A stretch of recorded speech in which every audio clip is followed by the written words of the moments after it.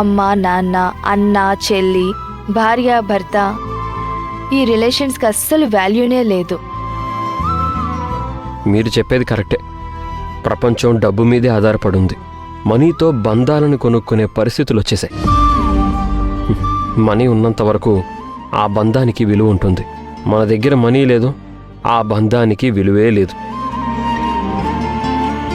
మనీతో మనం ఏదైనా కొనొచ్చు అనుకుంటా, కానీ మనీ మనకి అవసరమైంది ఏది ఇవ్వలేదు.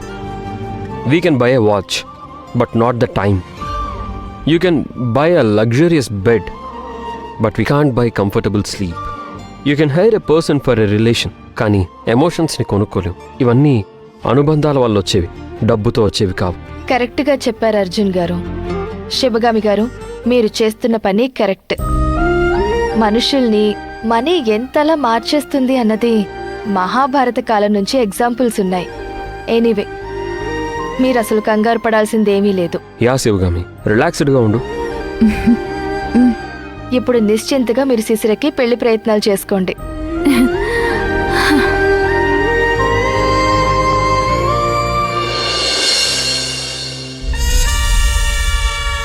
చిన్నమ్మా,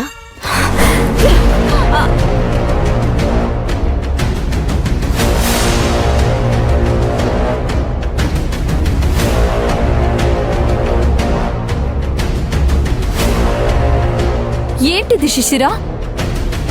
ఓ, అర్థమైంది. నీ కోపానికి కారణం నాకు అర్థమైంది. కోర్టు నాకు అనుకూలంగా, నాకు ఫేవర్గా రిజల్ట్ ఇచ్చిందనే కదా నీ కోపం. దీనికి నువ్వేం బాధపడాల్సిన అవసరమే లేదు. ఎందుకంటే కోర్టు అక్కడ ఉన్నదాని ప్రకారమే తీర్పిచ్చింది. ఏది న్యాయమో అదే తేల్చి చెప్పింది.